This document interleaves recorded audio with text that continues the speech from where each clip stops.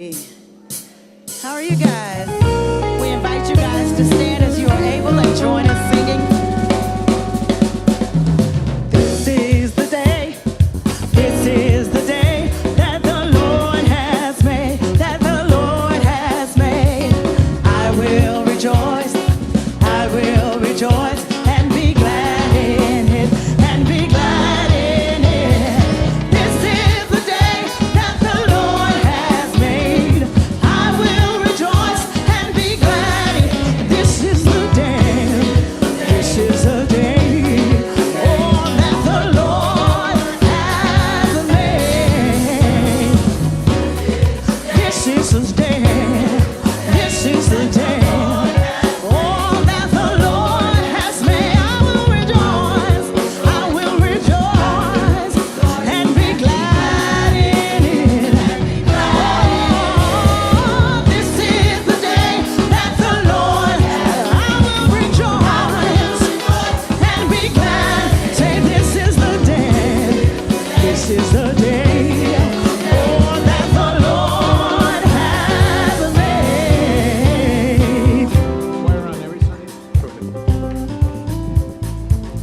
Hello, good morning, Unity. Welcome, welcome, welcome. Happy Sunday. I'm Cindy Klein, Associate Minister here at Unity of Houston, and it is my joy to welcome you here this morning. We have some very special guests with us this morning. We have Reverend Howard Caeser and Diane Caeser. Please turn around and give a wave, will you? We have a wonderful service in store for you this morning.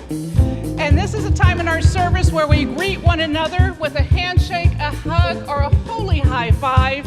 And if you'd rather not have physical contact, just put your hands out in front of you and give a little bow. All right, welcome.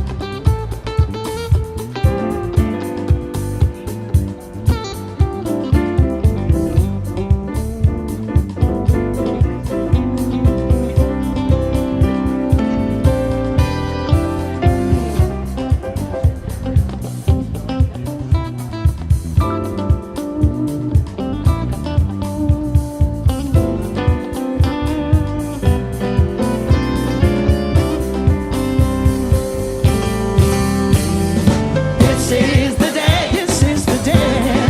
Oh, that the Lord has made. I will rejoice. I will rejoice and be glad. And be glad in it. Oh, this is the day that the Lord has. I will rejoice and be glad in it. This is the day, yeah. This is the day that the Lord has made. This is the day that the Lord has made. And be glad in it. Oh, this is the day that the Lord has made. That the Lord has made. That the Lord has made. That the Lord has made. Amen.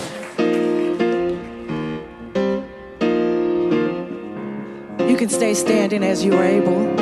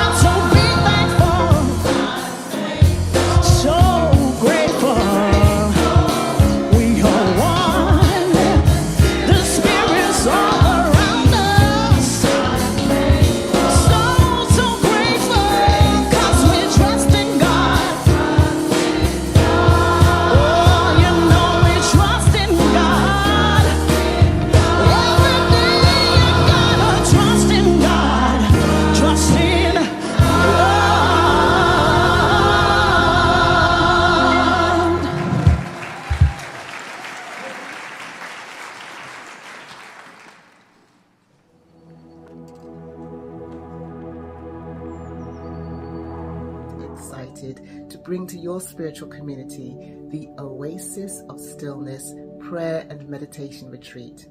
It will be happening at Camp Allen from Friday the 25th to Sunday the 27th of April. And what is in store for you is, as it says on the packet, an oasis of stillness. And we can all use, with some time apart, some breathing space, an oasis in this time of change and transition happening all around us and in various ways in our lives. So we're going to pray and meditate as it suggests, but we're also going to have play and fellowship and just be in harmony and community together, which will be salve for our soul. So you don't want to miss it. You can get the details online and register soon before it sells out. And I can't wait, as I said, to be with you soon. Love you lots. Bye for now.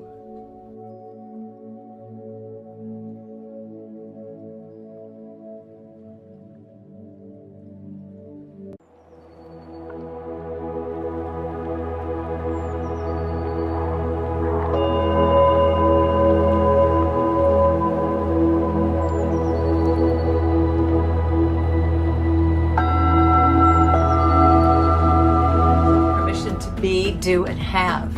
So we're going to be singing a lot, we're going to be laughing, we're going to be discussing, we'll be journaling, we'll just be going through whatever is going on in your heart. We need to talk about our hearts these days.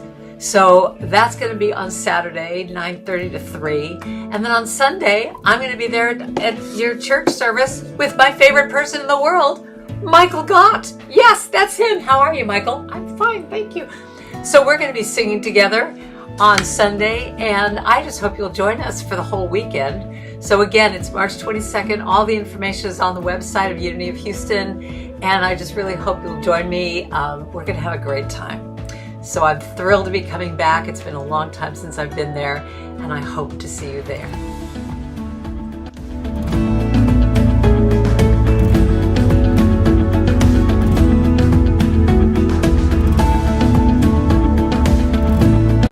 It's the power of women, united we stand. We're making a difference when we join hands. Hey everybody, it's Karen Drucker coming to you here from San Francisco, and I am so thrilled to be coming back to Unity of Houston because it is about the power of women. I'm doing a wonderful women's retreat on March 22nd. And it's all about giving ourselves permission. I give myself permission to be all I can be. I give myself permission to live passionate and free. So our retreat is going to be about what are you giving yourself permission to be, do, and have. So we're going to be singing a lot, we're going to be laughing, we're going to be discussing, we'll be journaling, we'll just be going through whatever is going on. People, when they come to our new member orientation, when we ask them what's their favorite thing about Unity, they say that something within them, when they arrived here, said, you are home. They had found their spiritual home, a place where they could work on their own spiritual unfoldment, to practice the principles that are taught in our messages in our classes, to connect with other people that are also on the path. So if this is something that's resonating with you, that you've been coming to Unity for at least 6 weeks, either online or in person, and you're thinking, I feel like I'm home. This is where I want to be. This is where I want to do my work with other like-minded people. I invite you to join us for our next new member orientation. You'll learn a little bit more about what Unity is all about, how you can get connected with all of our programs and activities and meet other people on the path. So if that is ringing a bell for you, I invite you to join us. Thank you. I love being a part of a spiritual community that values belonging so much that we have our own belonging statement. And our Unity of Houston belonging statement is this: that we create a spiritual home for all people, knowing that we are one body and that we belong to each other. This philosophy or way of being, of belonging and including all people, of welcoming and accepting and celebrating all people, this is what Unity is all about. And this is why so many people, when they come to our new member orientation, when we ask them what's their favorite thing about Unity, they say that something within them, when they arrive.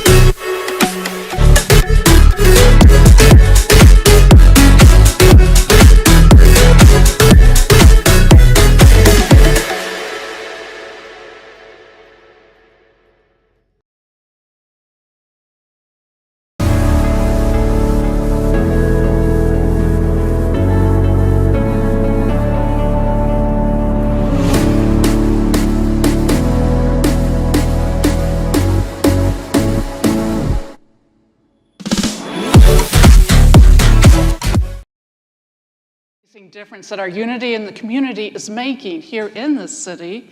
And at this time, I'd like to invite Ben Whittle and the Unity in the Community team to come forward to tell us a little bit more about what they have going on. Please join me in welcoming the Unity in the Community team.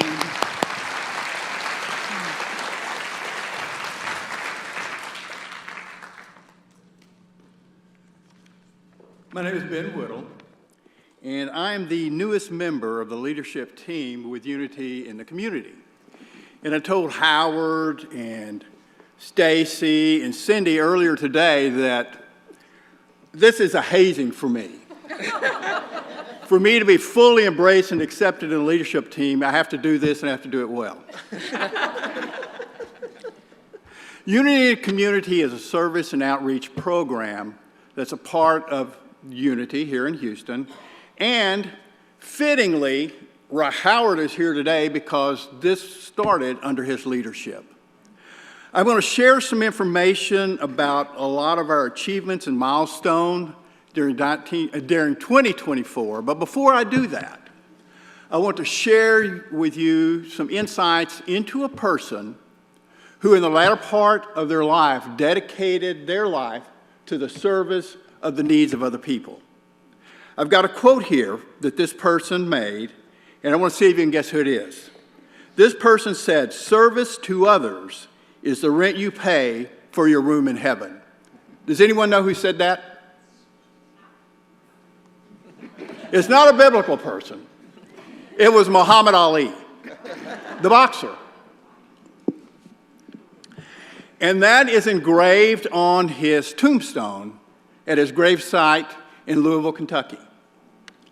In addition to that, there's also a placard where he penned in his own words the way that he wanted to be remembered. And I call this Muhammad Ali's recipe for service. This is what he wrote about himself. He took a few cups of love. He took 1 tablespoon of patience, 1 teaspoon of generosity, 1 pint of kindness. He took 1 quart of laughter, 1 pinch of concern, and he mixed willingness and happiness. He added lots of faith and stirred it up well. Then he spread it over the span of a lifetime, and he served to each person he met. So every day, for the thousands of people, and maybe even millions, who visit his gravesite in a year, they see those words inscribed on his tombstone and on that placard to remind them of the importance of service to other people. I shared that with you today before getting into details about a lot of our achievements this year, because I will hope that that serves as some inspiration to you to possibly consider looking at your own life and the things that you could do in service to other people and take advantage of the avenue that we provide at Unity of Houston to service our community here.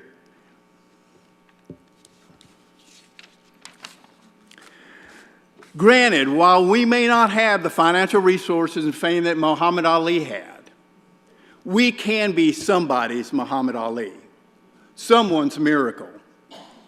We can happily and willingly spread over the span of our lifetime love, patience, generosity, kindness, laughter, and concern for each person we meet. You saw a brief video about the things that we do. And I want to emphasize to you that we are a 100% volunteer-driven organization. Last year, we estimated that we expended 2,900 volunteer hours to achieve the things that we did. We focus on hunger, homelessness, and being advocates for children and youth.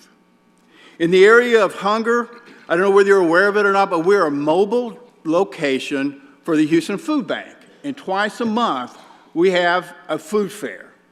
Again, it's totally volunteer. A food truck is delivered here. We unload the truck. We pre-pack all the food they send us. And we have currently 1,300 families who are registered to participate in food fair. And each time we're open, we service about 250 families. We also do work with the homeless. Quarterly, we could go down and do meal prep and service meals at Beacon. We've also done work with Search. We provided over 100 meals for Search. We provided 300 prayer cards for the homeless that we distributed here in the service. During our coat drive and blanket drive, we were able to fill 5 SUV loads with blankets and coats. We donated over 5,000 gift cards at Christmas time to Search and to Pilgrim Academy. And over 100 children received uniforms when it was time for them to go back to school. If you want to know more about unity in the community, and if you want to live a more fulfilled, prosperous life, then I would encourage you to come over this afternoon after the service at the bookstore, where you can celebrate with us and learn more about what you can do to make everyone's life better. Thank you very much.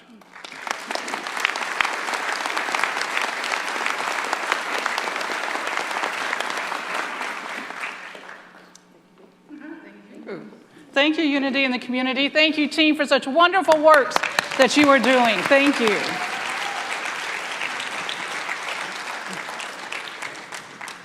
Well, let me share something exciting with you that our teens and preteens have coming up. They have a lock-in. Youth and Family Ministry has a lock-in scheduled on March 15th and 16th. How many of you remember how much fun lock-ins were when you were a teenager? Raise your hand. Woohoo! All right.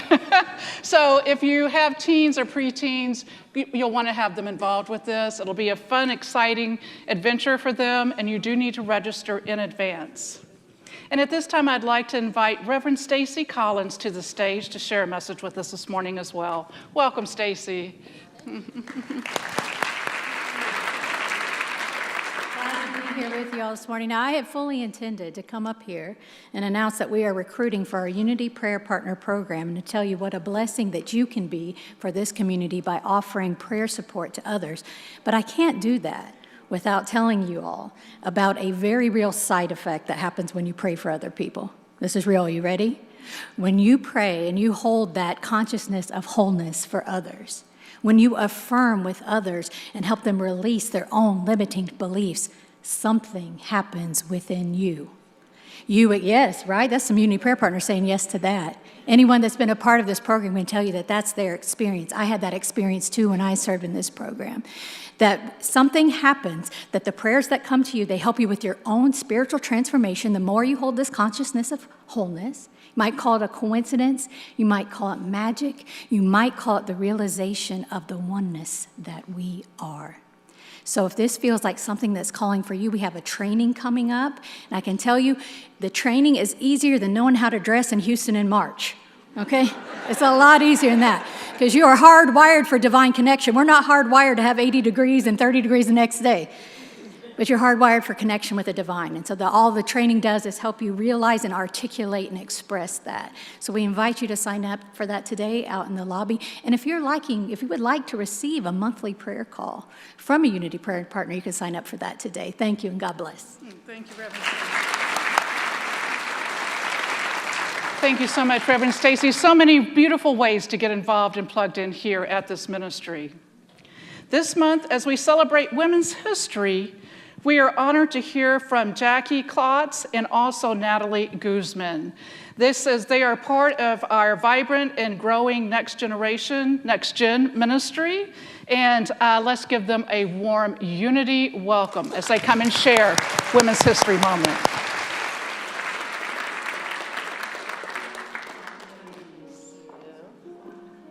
Wow. Thank you, Cindy and the leadership team, for the opportunity to stand up here and talk to all of you guys today. And we're really excited about the topic because we're talking to you about sisterhood, a spiritual quality that reminds me we're stronger together. Women create life, and we are a force. To me, that calls for celebration. I want to tell you about 4 women from the Bible by the names of Leah, Rachel, Bilhah, and Zilpah. Usually they're remembered as Jacob's 4 wives. Then Natalie will tell you how she builds a container of sisterhood today. Leah, the first wife, bore many children but was often overshadowed by Rachel, who struggled with infertility. Bilhah and Zilpah, given as concubines, were seen as tools to help Jacob build his family, yet their contributions are seldom celebrated. These mothers gave life to the 12 sons of the tribes of Israel, which are at the center of many stories we reflect on each week. Their stories are filled with pain, competition, and sacrifice, largely shaped by the pressures of their time to bear children, to secure a legacy, and serve their husbands. Fast forward to today, Anita Damient wrote The Red Tent, a novel that reframes this story as one of sisterhood, female empowerment, and resilience. Being together in community, women nurture each other through difficult moments so we can celebrate that creative life force. The pressure of our time is to come together, celebrating the sisterhood. When we are soft, nurture each other, and surrender, we build containers for healing, creation, and ultimately strength. I was held by a circle of women through my own shame. I sat in the back row of this very church and fell apart. Natalie came to me, sat with me, and held my hand. In my sister's eyes, I was never defined by that momentary shame, and it empowered me to rise above. Women gathering in circle is nothing new. It is an ancient practice, a tradition that was introduced to me by our beloved Ellen Reynolds. She came to me asking to create a red tent circle, and I joyfully agreed. Only 3 gatherings later, she transitioned. I was faced with a decision whether to stand in leadership and continue her legacy or to let it dissolve. But at this point, I had tasted the potency of circle. I had felt the impact on the community. I was transformed. So I continued to show up for those who answered the call, uncertain, but knowing that I was being guided by God. You see, in circle, women come together heart to heart, hand in hand, and we create a sanctuary where our voices are heard, our stories are honored, and our burdens lightened. It becomes a safe container for our deepest grief, our fiercest rage, and we are reminded of the sacred privilege it is to be a woman. In this wholeness, we get to return back to our families, to our work, to our communities, ready to serve again in our full radiance. It has been my deepest honor to witness myself and countless women become soft and tender in the gaze of their sisters. Together, let's continue gathering. Let's continue showing up for each other. Because when women come together in sacred space, not only are we transforming ourselves, we are transforming the world. Together, we are unstoppable. Together, we come home. Thank you.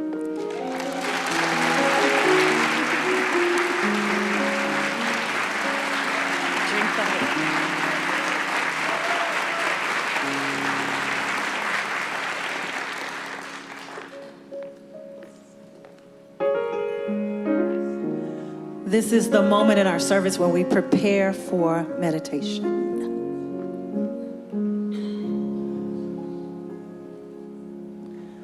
Fill my cup, Lord. I lift it up, Lord. Come and quench this thirsting in my soul.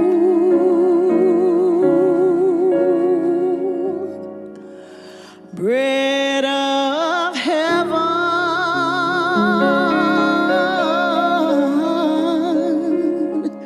feed me till I want no more.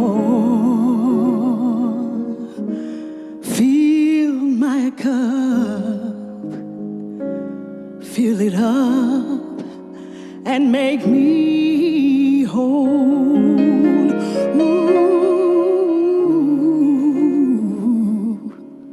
Fill my cup, please fill it up and make me whole.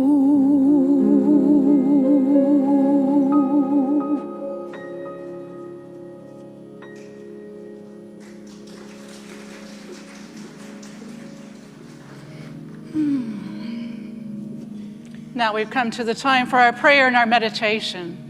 And I invite you, if you haven't done so already, to gently close your eyes if that feels comfortable to you. Feel the seat you're sitting in. Feel it embracing you and holding you. Feel the support that is there for you. And I invite you to take a deep breath in through your nose and release. And take another deep breath in through your nose and release. And one more deep breath in through your nose and release. And resume your normal breathing. We come together this morning. We come together in love. We come together in oneness. We come together in unity. We come together knowing that the activity of God is moving in and through us and our lives. Our cup is being filled. It's being filled with such love, such goodness, such healing, such joy. We remember this. And as you go a little deeper into meditation, I invite you to sink into that sacred space within you, breathing in life, breathing in the sacredness of this space you're in and the sacredness of the divine that is flowing in and through you always, always. Whatever we face in this life experience, the divine is there with us, guiding us. We are never alone. Sometimes we may have spiritual amnesia, and we need to be reminded who and what we are. We are children of the Most High. We are spiritual beings here on this planet. Yes, we are walking in our humanness, but at the core of who and what we are spiritual beings. And anything we face, we're never alone. We face it with the divine. The Bible tells us we walk by faith, not by sight. We walk with the faith of knowing that our greater good is unfolding, even when we may not know the hows or the whens. We don't walk with our outer eyes. We walk with our inner faith, of knowing the way is being shown,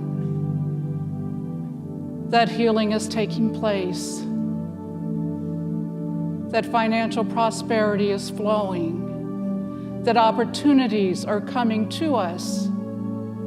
And these things happen in divine timing, in divine order. We hold our vision with faith, with the faith of knowing all is working out for our greater good. And if times fear comes upon us, we simply say, I do not give in to fear, and tap into that spiritual essence of us, knowing that God is with us always, always.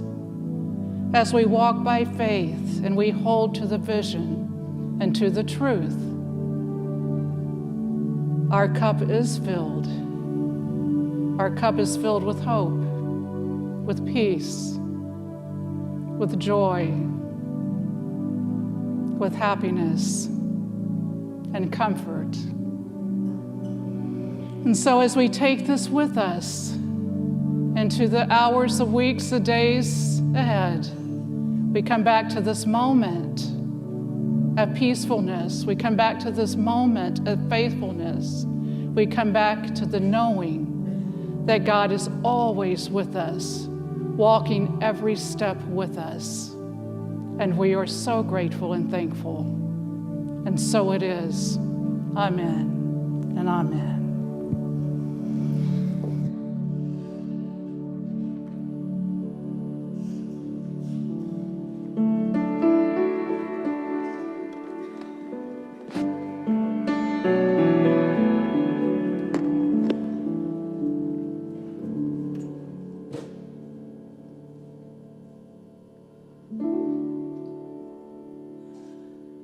When the best of me is barely breathing, and I'm not somebody I believe in, hold on to me. When I miss the light, the dark has stolen, and I'm slamming all those doors you've opened. Hold on to me.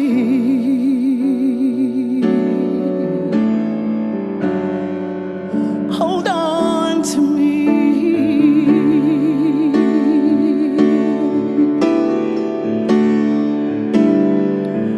Hold on to me when it's too dark to see you, when I am sure I've reached the end. Hold on to me when I forget I need you, when I let go, hold me again. When I don't feel like I'm worth defending, and I'm tired of all my pretending, hold on to me. When I start to break in desperation, under all the weight of expectation, hold on to me.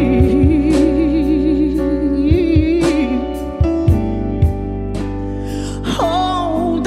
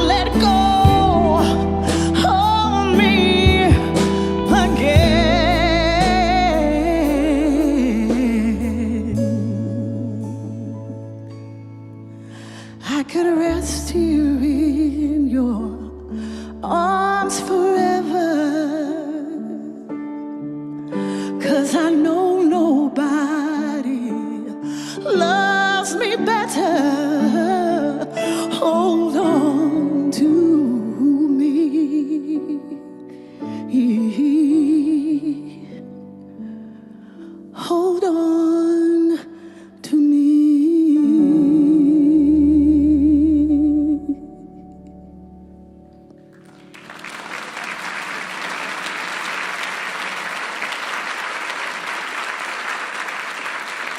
Beautiful, so beautiful. Well, most of you here know who Reverend Howard Caeser is. For those of you that may not, it is my deepest honor and privilege to tell you a little bit more about him this morning. For starters, he and Diane Caeser have been my mentors, and I've worked with them side by side for 34 years here at this ministry. Thank you so, so, so much. I would not be who I am today without your guidance and your leadership. Thank you so much. And Howard Caeser was senior minister here for 34 years, a highly sought after New Thought leader here at this ministry. And under the leadership of Howard and Diane Caeser, this beautiful sanctuary was built underneath their leadership that you sit in today. So thank you. He still speaks and travels the world. They traveled the world worldwide on trips. And I think this year you're going to Croatia. And he still does counseling sessions and speaking engagements. And is just such a wonderful and beautiful soul, both of you. Please help me in giving a warm unity welcome to Reverend Howard Caeser.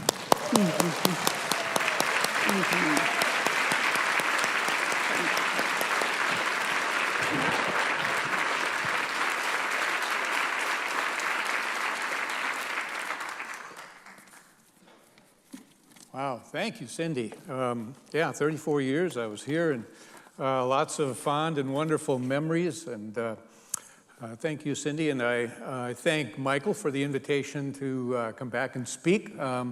Typically, we've been doing that a couple times a year, so it's always good to get back here a couple times a year. And I love all of you. I love this place, love the energy here.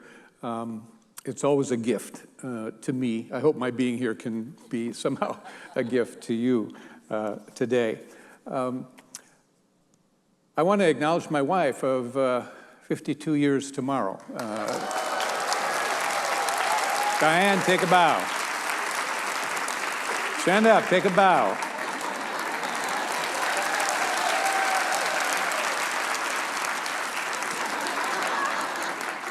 Someone has always said, when they give all the accolades to the guy, there's a wife somewhere out in the audience rolling her eyes. My wife has never done that, but I am here to acknowledge that she was a big, big piece of whatever we accomplished here at the church.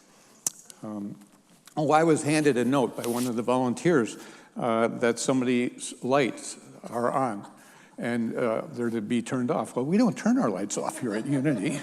We've come to be a light in the world, but in any event, if you have a license plate number NDD2880, you can act on that. Apparently there are some lights on. I don't know are you a fan of country western? We have the radio going on, the rodeo going on. And I came across an email that was sent to me by a congregant, and this was actually a long time ago, and they were sending me a list of the titles of country western songs. And these are country western songs that are old, and I don't think they made it, but because they're not too positive. And these were back in, I think, the 70s and 80s. But just to give you an idea of some of the titles that are out there and did actually exist. These are the titles. Drop kick me, Jesus, through the goalposts of life.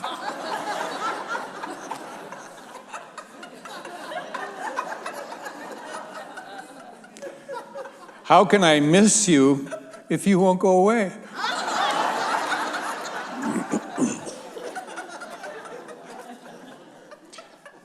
She got the gold mine, I got the shaft.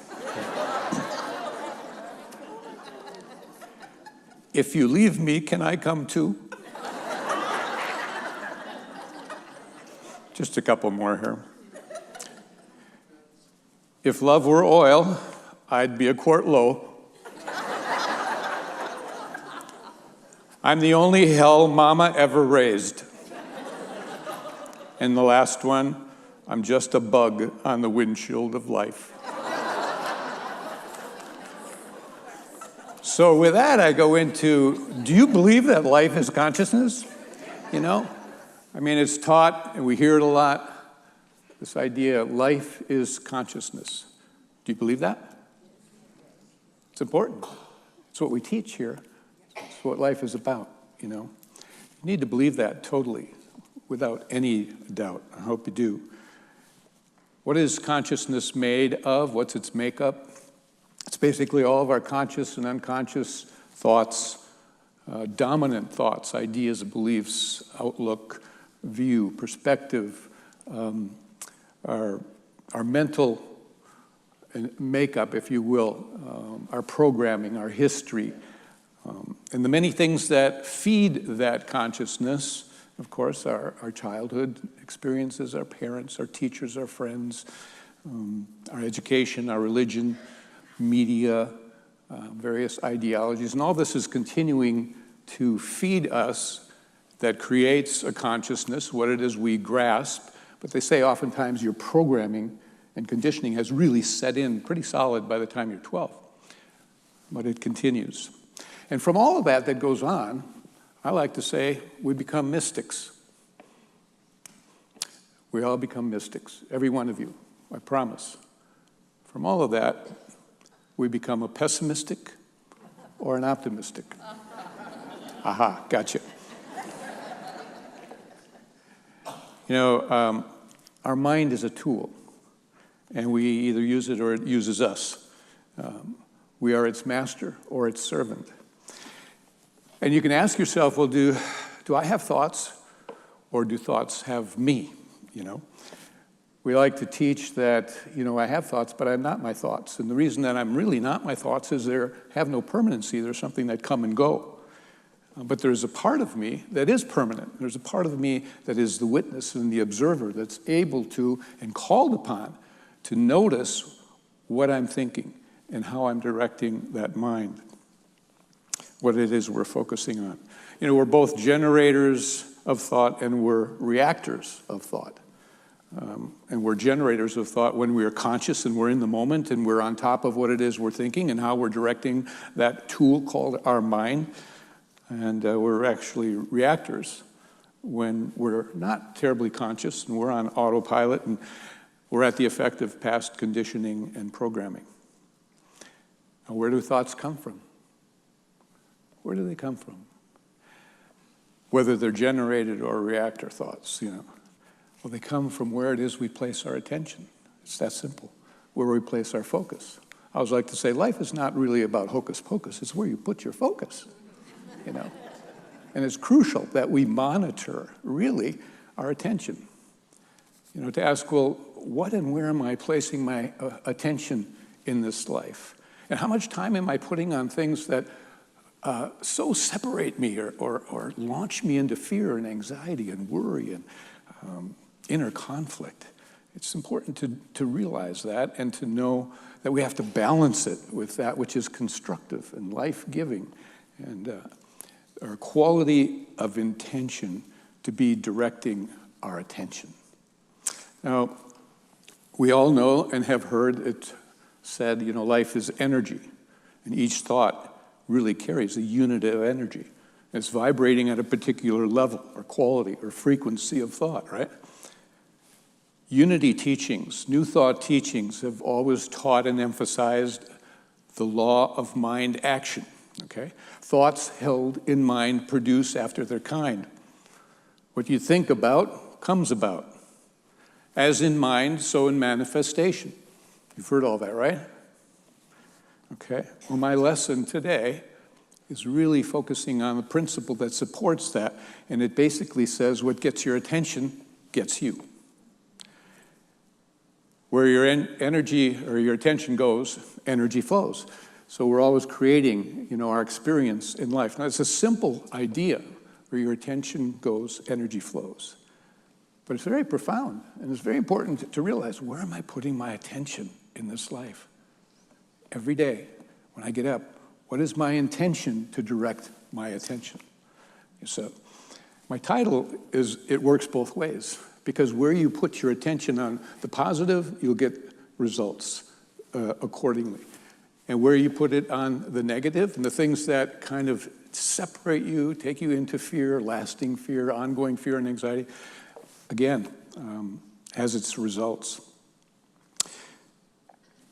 I really believe that we need to never forget the idea that where I'm putting my attention is really my important intention. You know, I learned this idea of having, manifesting what it is we want or what it is we're going or moving beyond a challenge or a problem in life by focusing away from just totally being absorbed on the problem. I manifested something when I was a sophomore in college. It showed me, this was before I ever found unity and its principle and learned what it was that had been accomplished. I was finishing up my sophomore year. I had a 1957 Chevy, and it was dying. It was giving up the ghost, and it was over 10 years old. And so I knew I wanted to get a different car for the summer once my sophomore year was over. So for months, I had my heart set on specifically a 1963 Chevy Impala. Loved that car. It was 4 years old, a used car. I knew it was about $1,200 to $1,500. It was like every time I drove somewhere with my family or with friends or on my own, I would say in my mind, I am going to have that 63 Chevy. Not that color. I was specific. I wanted it metallic blue with a white streak on the side. Okay, had to be that. So always I would notice 63 Chevys. My attention would go there. Well, interestingly enough, at the end of my sophomore year, there's a guy on my dorm level, second floor.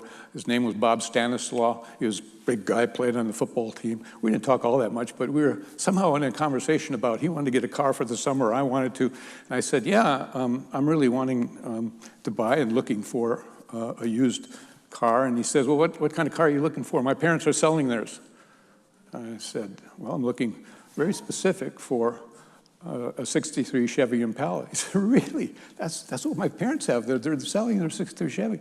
I said, well, I'm really specific. It has to be metallic blue. He says, it is metallic blue. I said, does it have a white streak on the side? He says, yeah, it does. We laughed, and it was like, okay. I said, have they sold it yet? I mean, no. I said, stop. Don't have them advertised. Give me 2 weeks. I'll figure out how I can get this car. I only have $300 in the bank. And what are they asking for it? They want $1,300. So within days, within a week, I ended up, going back home for the weekend. And my mother happened to mention to me, by the way, your grandmother, who passed on a year ago, her estate has been settled, and she's given all of you grandchildren $1,000. So I'm putting that in your account. So in a matter of a few days, I had a 1963 metallic blue Chevrolet with a white streak.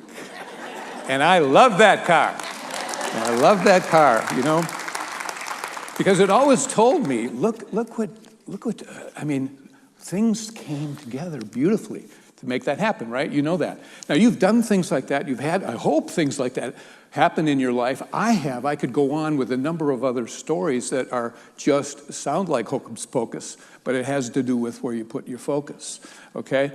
And so, as a thinking being, we are both a transmitter and a receiver of energies, frequencies, all of that.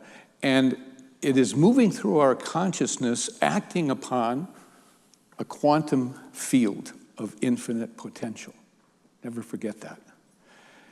I'm here to remind you of that, and myself, how important a teaching it is.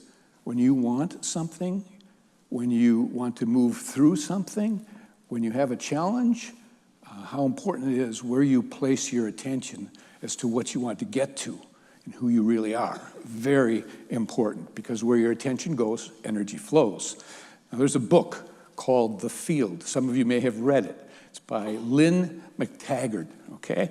And it is written a couple of decades ago, but it addressed quantum physics scientifically and spiritually, and how interconnected this universe is and everything in it.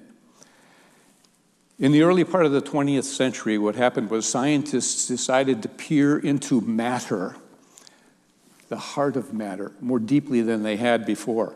And they found that in matter there were these bits, small bits of matter that were called subatomic particles, right? They discovered that everything is energy in motion, okay? Everything is alive, everything is vibrating. This was discovered scientifically. And it's not just matter and things that are solid that are vibrating. It's the space in between objects. So that essentially we are living in this vast sea of energy and life, okay? There was something called the Heisenberg principle, for those of you who study science and whatnot. It was in 1927, and that principle said essentially no atomic particle could be brought to rest. That it is always moving and in movement, even empty space. So I'm hitting stuff, energy, all over me, all around you. It's like to have that sense of awareness that I live in a sea of energy that's creative and wanting to be in relationship with me, okay? That there is a presence called God. We call God as an energy. By gosh, by golly, that's pretty profound. It's all one vast quantum field we live in. And we're molding and shaping all the time that energy as our reality through our own individual consciousness. Human beings and all living things are connected to everything, with everything, every living thing. And the author, McTaggart, she says this pulsating energy field is the central engine of our being and our consciousness. Our only fundamental truth is our relationship with it. You may not know, but Einstein actually was quoted to say, the field is our only reality. Rumi, some of you like Rumi, you know, the 13th century poet and scholar and theologian. He said, some of you know this to memory, out beyond ideas of wrongdoing and right doing, there is a field. I'll meet you there. He was talking about God, spirit. It's a field of energy and you can't leave it. It's all around you. It's a presence. It's in power. You know, we're drawing on it. It's beating our heart. It's doing everything, but it requires us to be in relationship to it. He was referring to a unified field. There's something called quantum coherence. And that means basically that there are different frequencies that can align and come together and be linked together. And an example of that for me would be like St. Francis of Assisi. He had a coherent communication with birds. He had a rapport. It was said that he would give lessons or sermons to them and that they would be drawn to him. And I've seen videos of rishi, advanced spiritual masters, that would be out in the wild and like some of the monkeys would come to them and sit by this guy, and he would talk with them. And that, you know how the cows are sacred there? They would start coming toward this guy because he had such a sense of a coherent energy with all life and knew it. Powerful stuff. The point is that we are both a transmitter and a receiver of energies, frequencies, vibrations, the life and power of God's presence all around us. We're swimming in it.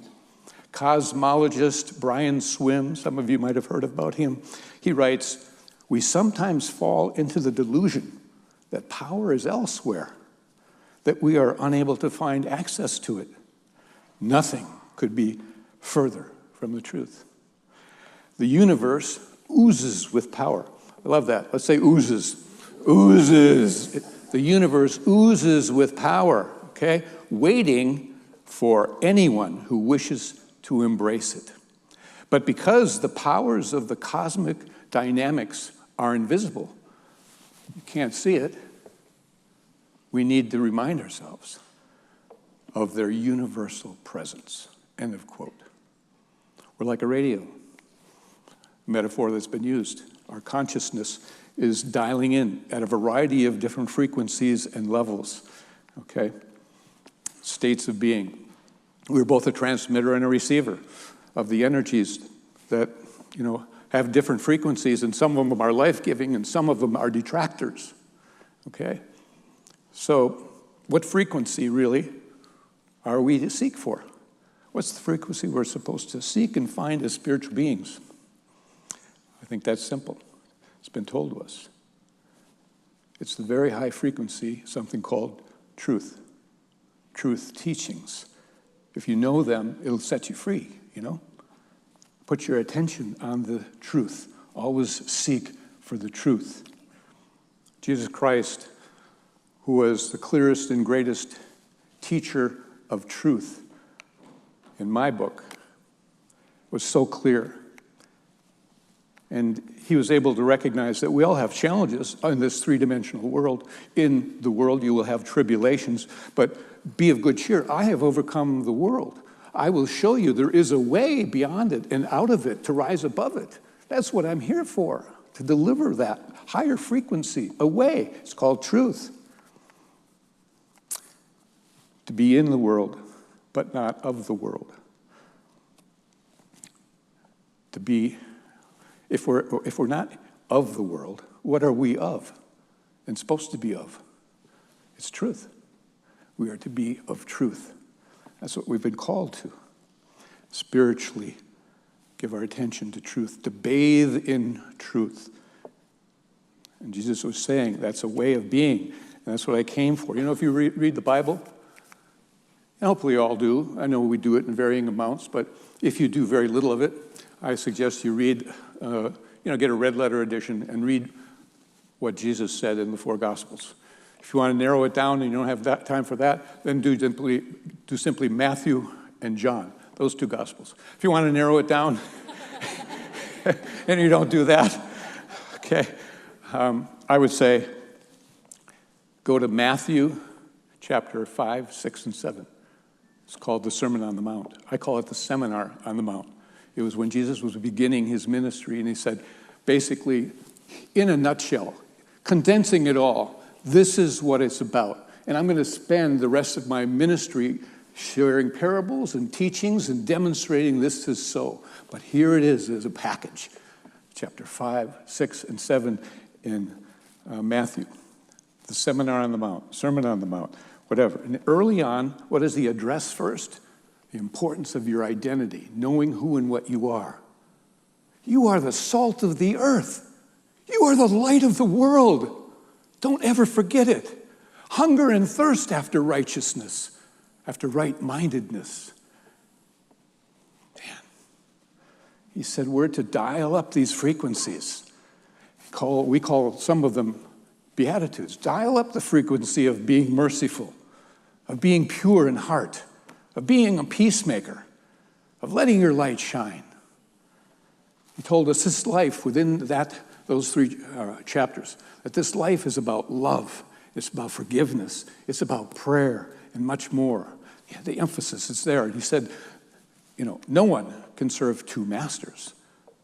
You're here to live the golden rule. What you give out is what you would like to receive. All of that was there. And near the end, he likens our consciousness to a tree. And this is the way it is. A good tree cannot bring forth evil fruit. And just as a corrupt tree cannot bring evil fruit or good fruit. And he concludes with, whoever hears these teachings and does them is likened to a wise man who built his house on a rock. You know what your house is? Your consciousness. You know what the rock is? It's truth. Okay? And those who don't live those teachings, I liken to a foolish person, a foolish man who built his house on sand. Very unstable. the life can be. So put your attention on spiritual truth, you're saying, because it will work both ways. Good fruit, not so good fruit in our life. You know, Scripture states God is spirit, right? And they that worship him, how? Must worship him in spirit and in truth. The key word here is in. In truth. In spirit. How do you get inside of spirit and truth? Get inside of you. You have to really open and reach it with the heart. There are two ways, really, to learn something, right? One is mentally and intellectually, and the other is spiritually. And they're very different, really. To learn something or to know something mentally, we basically look at it from the outside. We compare it. We can look at a photo of whatever it is we want to learn about, a video. We can listen to a lecture. We can read a book. We can define it, analyze it, compare it, whatever, but it's outside of us. Now, spiritually, to know a thing, you have to become it. You have to become it. Whether it's a teaching, a truth, a principle, or a quality of God that is inherently in you. It's a frequency that is beyond and transcends just defining or knowing about something. You know. So have the intention to place your attention on your true identity. You are the light of the world. You are the salt of the earth. On what you are. Because we're really not attempting to bring something from the outside in to us on the inside, because we are basically awakening and evoking something that has already been placed within us and has always been there from the beginning. You are made in the image and after the likeness of God. Okay? It's just dormant. You haven't touched some of the frequencies that help you know that truth. Moses, if you know, was told by God, his name, the name for God, is I am. Tell them, quote, tell them I am has sent you. This is my name forever, God said.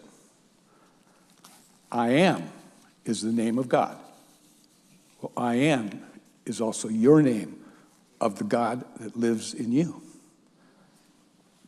If you look at all the statements that Jesus made about I am statements, you know, I am the way, the truth, and the life. I am the door. I am the resurrection and the life. I am the beginning and the end. I am with you always. And in Psalms, be still and know that I am God. Now, think about it. Somebody really didn't understand what he was saying there. And when it was translated from Greek or what have you into English, they left out an is. An is. I am is the way. I am is the truth. I am is the way. I am is the door. I am in you is the resurrection and the life. I am in you is the beginning and the end. I am you. I am in you is with you always. Anywhere you go, wherever you are, only you can say, I am. And that's my truth. I am one with God. I am a child of God. Okay? Be still and know I am is God. Wow. Wow.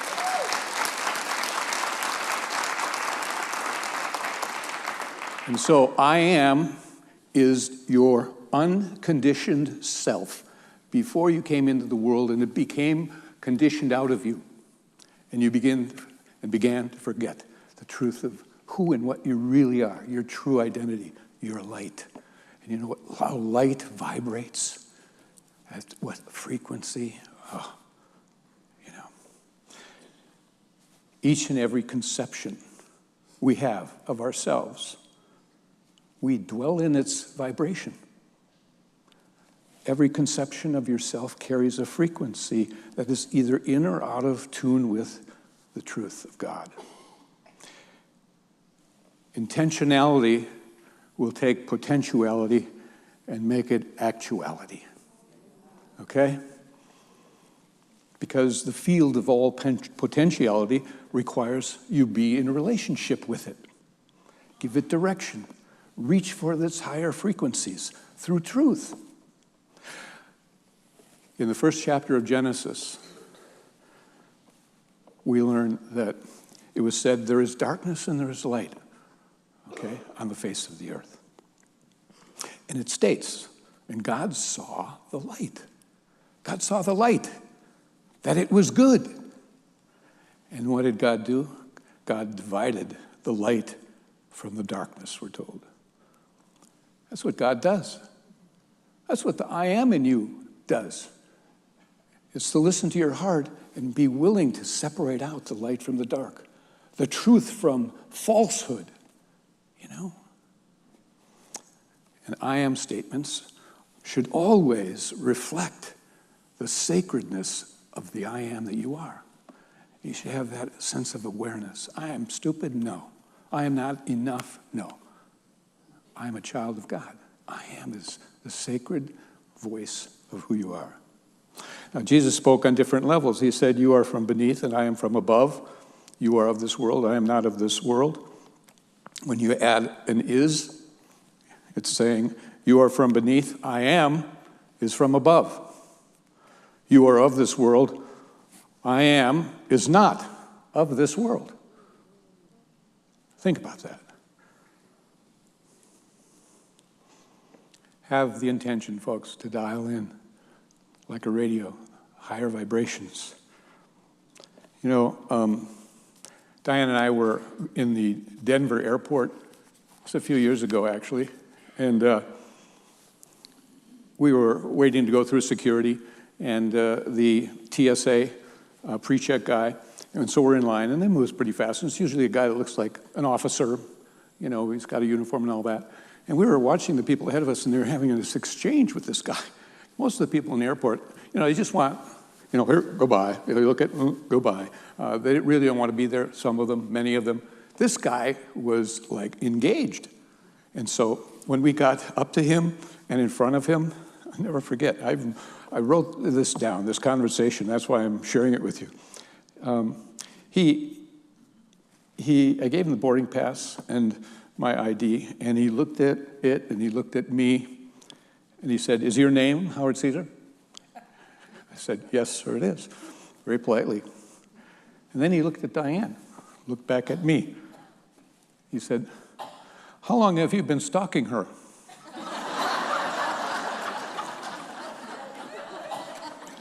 And at that time, I said 39 years.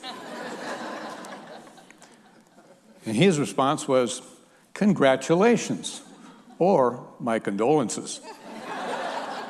And I said, sometimes it can depend on the day. And then his response was, of course, there's always counseling. And I said, unless you are already a counselor. And we all laughed and moved on, and he went to the next party of people. But he created a field in which people were able to drop what their attention might have been on, their concern, where they were going, to have a moment of a field of friendliness, a moment in the field of joy. And how beautiful that was. And I never forgot that. He was alive, he was of joy, and he was in the moment. Remember this always. Whatever life puts before you, whatever state of mind you may find yourself, whatever the frame of your mind, at that moment there is always a frequency above it and one below it. And decide which way you're going to go. We can create life energy receptor fields, or we can create life energy detractor fields. The capacity to know truth is dependent on a person's intention, maturity, and level of consciousness.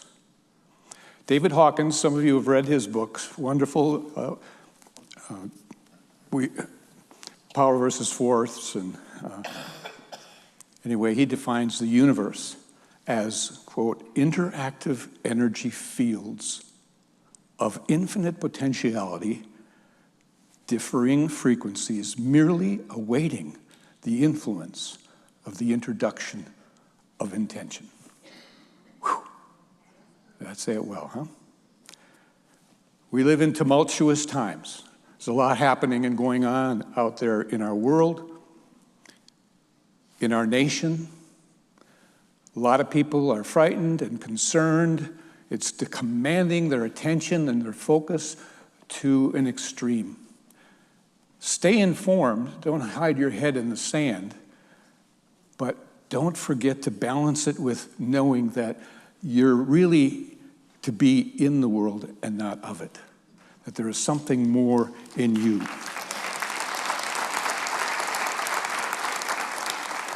I leave you what Jesus told us. He said, peace, that frequency, I leave with you. Peace, that frequency I give to you, not as the world giveth. So let not your hearts be troubled, and neither let it be afraid. May the peace of God be with you all. Thank you.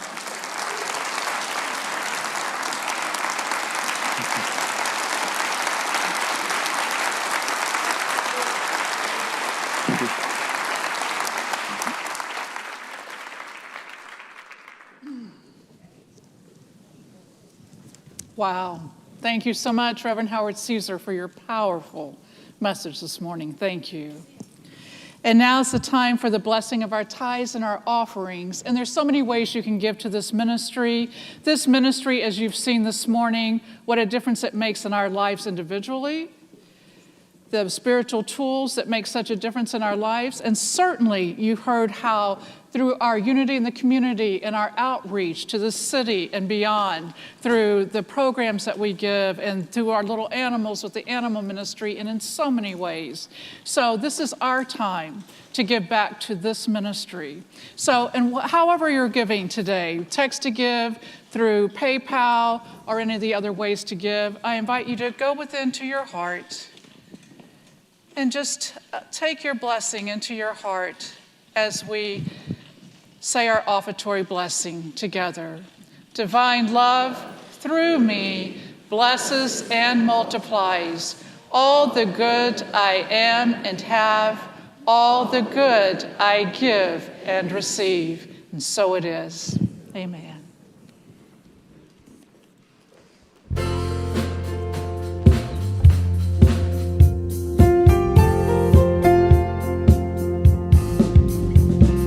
Think of your fellow man, lend him a helping hand, put a little love in your heart. You see it's getting late, oh please don't hesitate, put a little love in your heart, and the world will be a better place. Yes, the world will be a better place for you and me. You just wait and see.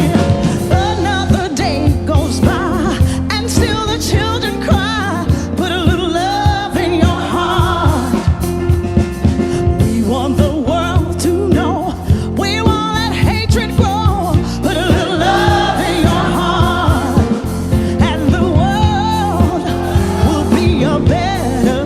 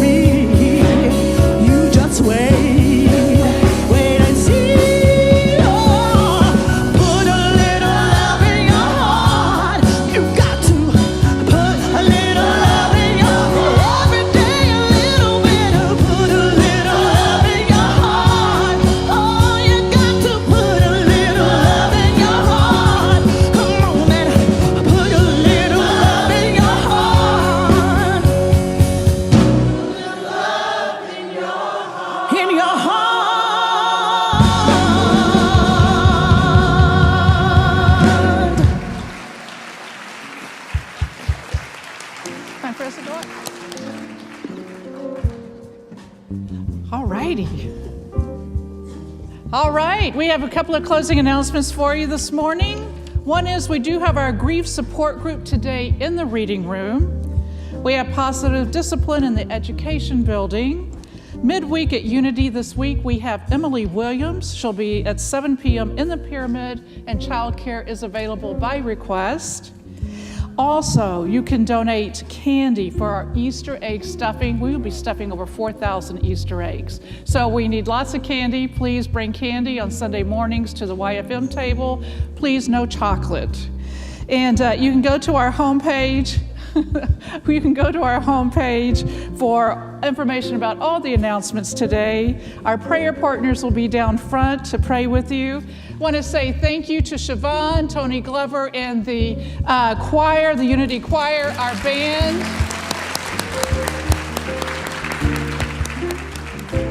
Reverend Howard Caeser and Diane Caeser, what a joy it is to have you with us.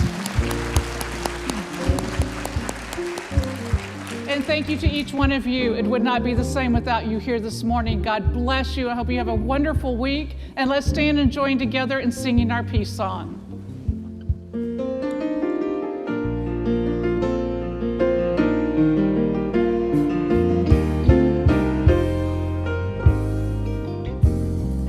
Let there be peace on earth, and let it begin with me.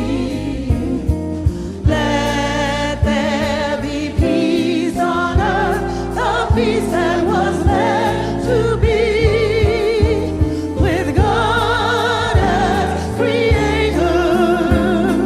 Family, all are we. Let me walk with my family in perfect harmony. Let peace begin with me. Let this be the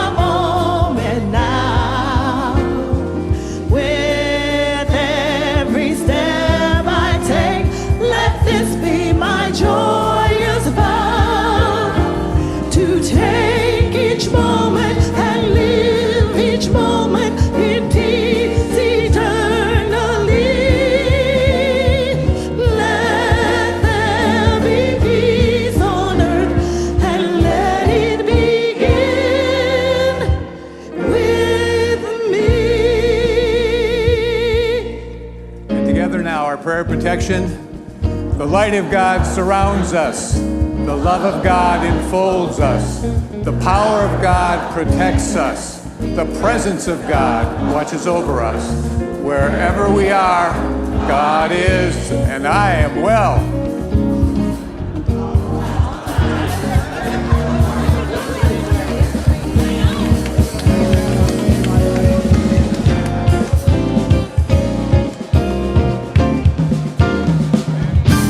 It's a beautiful day.